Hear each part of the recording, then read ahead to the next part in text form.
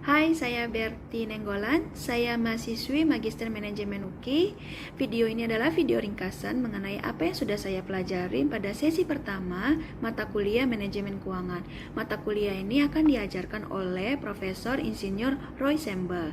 Di awal perkuliahan, Profesor menjelaskan nih profil beliau. Selanjutnya, beliau memperlihatkan sebuah gambar, di mana kita diminta untuk berdiskusi gambar apa ini. Ternyata kita menjawab itu adalah gambar ikan.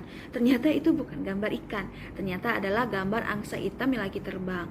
Dari gambar ini kita bisa belajar bahwa kita terlalu fokus dengan apa yang kita lihat di awal. Nah, apa kaitan gambar tersebut dengan mata kuliah Manajemen Keuangan?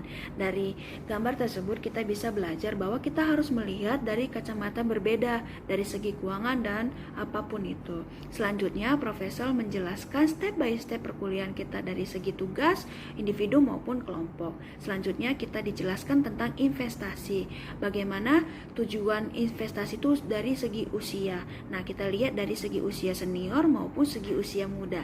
Dari segi usia senior, tujuan investasi itu adalah untuk mendapatkan dana pensiun.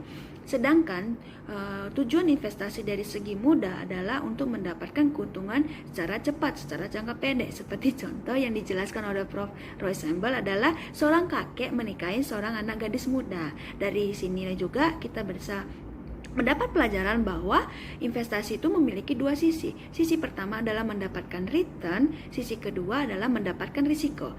Nah, return dan risiko itu saling berseimbangan. Nah, semakin tinggi kita mengejar return, semakin tinggi pula kita mendapatkan risiko. Semakin rendah pula kita mengejar return, semakin rendah juga lah kita mendapatkan risiko. Nah, intinya investasi ini atau apapun itu berkaitan juga dengan usia. Jadi return dan risiko itu saling berkesinambungan.